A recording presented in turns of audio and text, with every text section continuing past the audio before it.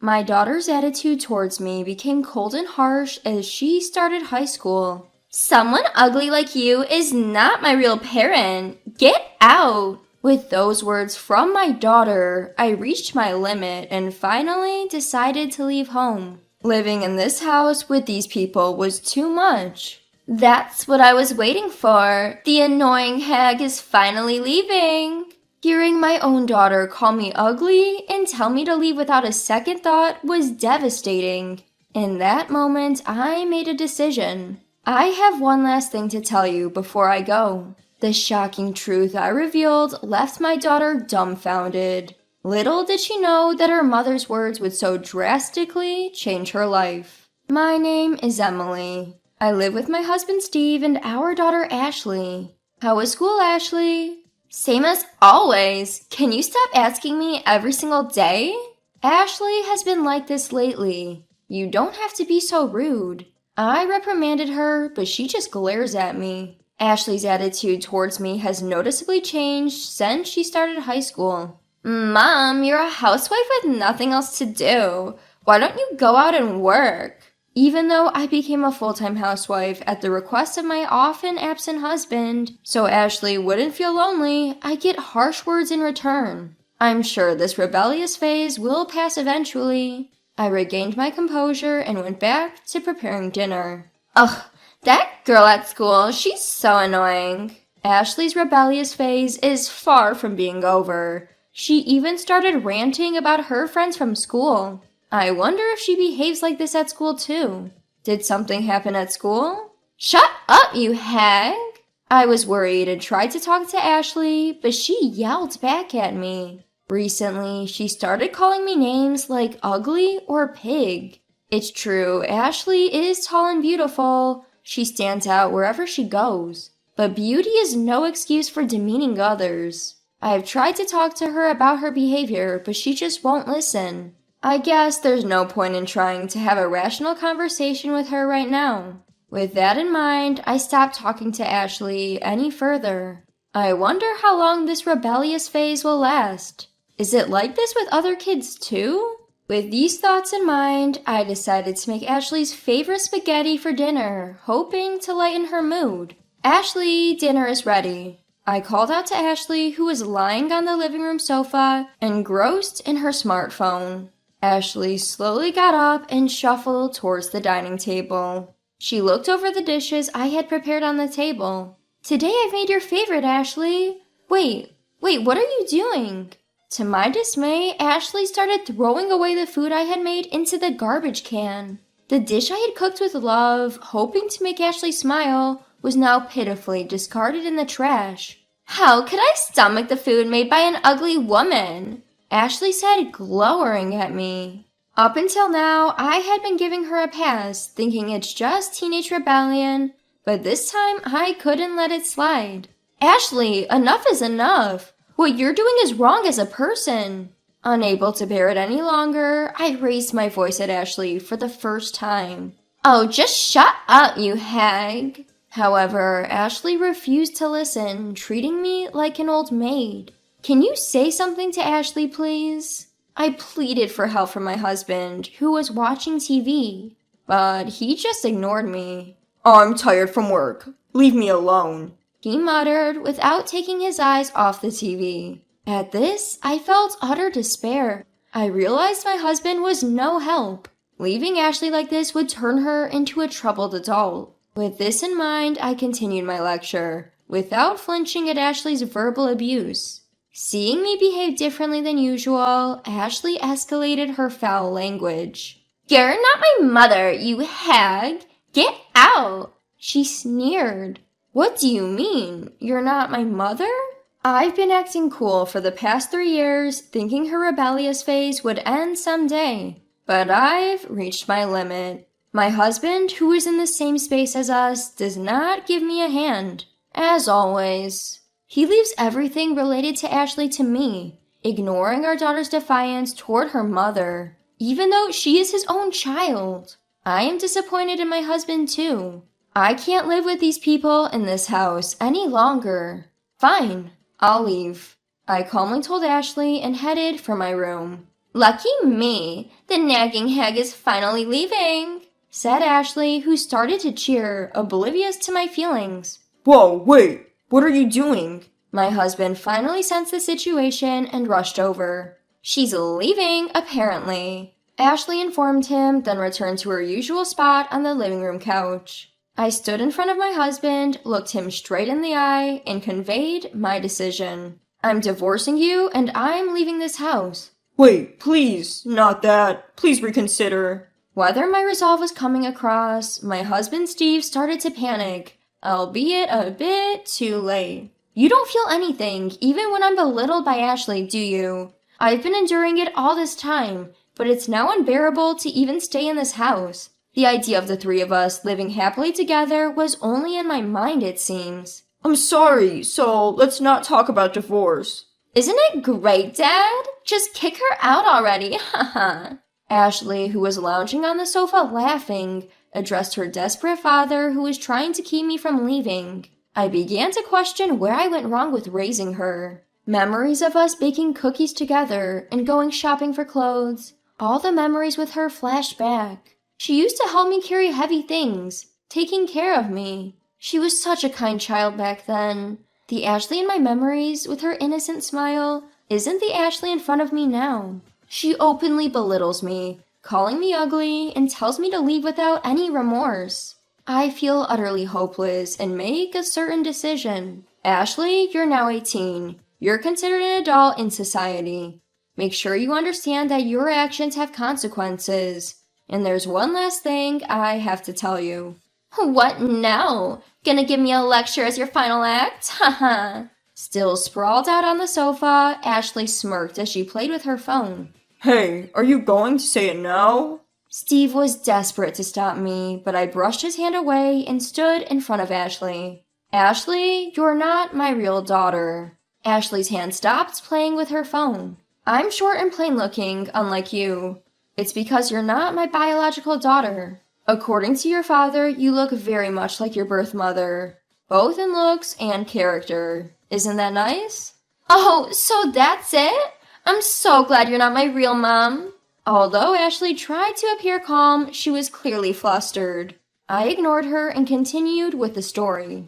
Steve divorced his ex-wife just before Ashley turned 1, so she likely doesn't remember anything about her biological mother. When Ashley was around 6 months old while Steve was at work, her biological mother would bring men home and cheat on him despite Ashley being there.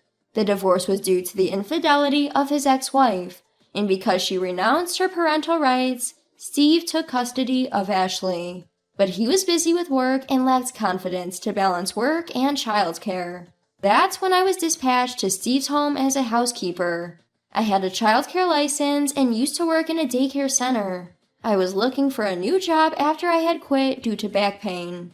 I thought I couldn't work with children anymore, but I got the chance to do so in an unexpected way. Unlike at the daycare center, I could give all my love to one child. I cherished Ashley as if she were my own and enjoyed my work every day. Steve trusted me, and later we got married and became a real family. As I recalled those nostalgic days, I quietly spoke. But that honest and kind Ashley is gone. You now resemble your real mother, both in looks and character. Only caring about looks, belittling people, calling them ugly or fat, being self-centered, and ignoring everything around you. When your father sees you now, it reminds him of his ex-wife, and instead of feeling affection, he feels hatred. You're lying, right? Dad, you don't hate your real daughter, do you? Upon hearing my story, Ashley turned to Steve for confirmation, but he just looked down in silence. You should leave too, Ashley. As your mother said, I can't feel anything but hatred for the current you. You're the spitting image of the woman who betrayed our family. Steve spoke while looking down. His voice was feeble, and his back trembled as if recalling painful memories. Upon seeing my husband's state, Ashley fully understood her position and began to panic. I hate this! I consider you my real mother.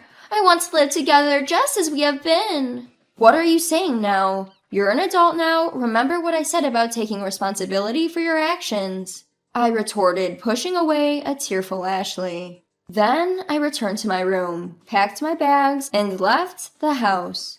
To calm myself, I aimlessly wandered the night streets for a while. Looking up, I saw the stars shining brightly. How did things end up this way? The stars disappeared for a while as I cried, but after a good cry, my tears stopped, and the stars were still shining brightly. Things that don't change remain the same no matter what. With that thought, I felt a little better. Since it was already late, I decided to stay at a nearby business hotel for the night. The following morning, I headed for my parents' home. There, I explained the situation and decided to stay with them for a while. 17 years ago, my parents were adamantly opposed to me marrying a divorced man with a child. Nevertheless, I managed to persuade my parents and married him. Over time, my parents began to love Ashley as their own granddaughter. Because of this, the recent events disappointed my aging parents, and I felt genuinely sorry for them. There's a lot to life. You've done your best for your family so far. Live more freely from now on. My mother said so and accepted me. Once back at my parents' home, I immediately began the divorce process through a lawyer. Thanks to a skilled lawyer, the process went smoothly. My husband Steve showed no reluctance to divorce, and so it was finalized within a month. Emily, I'm really sorry. You're not Ashley's real mother, but you raised her with so much love. I should face Ashley properly, but I can't. Steve said over the phone the day before we submitted the divorce papers. The emotional scars from being betrayed by his ex-wife still painfully lingered within Steve. Unable to accept Ashley, who reminded him of his ex-wife, he renounced custody of her. And so, Ashley was to be placed in a foster home. Ashley could never have imagined that her life would change so drastically with just one word from her. After I left, Ashley began to send apology messages from Messenger. If you're repentant, take responsibility for your words and actions from now on and change your ways. However, I couldn't help but sympathize with the message Ashley sent on the day she entered the foster home. Mom, I'm really sorry. I'm lonely. I miss you. Remembering Ashley from her kinder, more lovable days, I couldn't help but shed tears. Work hard to find your own happiness. I responded, pouring all my feelings into the short reply. But that was probably a mistake. A few days later, Ashley started sending complaints about how there were no cute kids around her, or how her friends were all unattractive. Nothing has changed. I felt disheartened. You won't make any friends that way. When I said that, she replied with, I don't need ugly friends. I can't deal with Ashley anymore. I finally blocked her on Messenger. 3 months passed and it was March 8th. In my room, bathed in the warmth of spring, I was staring at the calendar. Today was the day I became Ashley's mom. Back then, I couldn't have imagined that 17 years later, I would be in this situation. I was just envisioning a bright and happy future spent with my family. Since Ashley didn't change her ways, even after entering the facility, and I blocked her on Messenger, I knew nothing about her. But the other day, I heard from my ex-husband that Ashley would be leaving the facility in March. Blocked by me on Messenger, she probably doesn't care at all. She might have completely forgotten about me. I thought we're strangers now, but I just couldn't see Ashley, who I raised like my own child for 17 years, as a stranger. Once she leaves the facility, I'll probably never see Ashley again. Although a mix of emotions surged within me, I decided to go to the facility to see Ashley one last time because I wanted to see her face again. The staff at the facility understood our situation well and welcomed me kindly. As I waited in the office, I saw Ashley returning from school. Is that you, Ashley? The height, the physique, it was definitely Ashley. However, her hair, which used to be silky, was now messy, and her face looked worn out with dark circles under her eyes, where she used to apply glittery makeup daily. Ashley has been attending psychiatric treatment due to various circumstances. The facility staff informed me about her past 3 months. Apparently, after she lost contact with me, Ashley felt truly abandoned by her parents and became emotionally unstable. Moreover, she had always done as she pleased, but being forced to live life under strict rules of the facility stressed her out and seemed to have taken a toll on her mental health. Is that so? Even after hearing the explanation from the staff, I surprisingly felt no sympathy for Ashley. Rather, I was relieved that she finally realized her situation. I left the facility without meeting Ashley. Ashley's appearance has changed, but I wondered if her heart had changed too. No, people don't change that easily. Once she leaves the facility, she will have to live on her own. I hope she reflects on herself and changes, even a bit. A year later, I am living my life to the fullest, caring for my elderly parents at our family home and working part-time. The other day, the hairdresser was surprised at how shiny my hair was. Apparently, I am stress-free after being liberated from Ashley and my ex-husband. Back then, I was constantly considering Ashley's mood and being careful around my ex-husband, who was the breadwinner, striving to be a good family. I never thought it was stressful, but the body tells the truth. Now my health has improved a lot, and I find myself naturally smiling every day.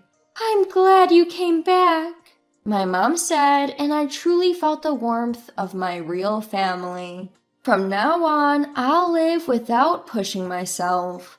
I decided in my heart to live by cherishing myself and those who care about me, and also caring for the people around me.